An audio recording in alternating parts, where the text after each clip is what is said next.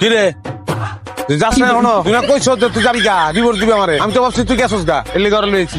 এ মাইয়াকে আমার বউ, তুই গেলে ঘরে বিয়ে করবো। এক সেকেন্ডের লিগে আমি বাড়ি খালি রাখতে পারবো না। আমি সংসার অনেক ভালোবাসি। আমি বাড়িতে ওর বাইরে হইতে পারলাম না, তুমি আরেক মাইয়া লই আইছো। তো তুই কি মনে করছো তুই বাড়ি থেকে বাইরে আমি গলায় ধরে দিবো? আমি ওই মালই না। আমরা তুমি করতে বললো, তুমি খালি আমার উপরে উপরে ঝগড়াটাই দেখছো। আমি যে ভিতরে তোমার এত ভালোবাসা এটা তোমার চোখে পড়ে নাই। আমি আর ঝগড়া করুম না, তোমার জামু যে তুমি আমার লাগে কইরো, দরকার পড়লে তুমি আমাকে হাত তুইলে আমি কিছু কমু না। আমার সোনার সংসারটা তুমি নষ্ট করো না, আমি তোমার পায়ে ধরে। এগুলি করবি না, পায়ে ধরার কোনো দরকার নেই। আচ্ছা ঠিক আছে, ও যাই কোন বাড়ি থেকে চিনস না করে? না তো ও যখন ছোট ছিল তখন এই বাড়িতে বেড়াইতে এসেছিল। মাম তো ওই ডালিয়া।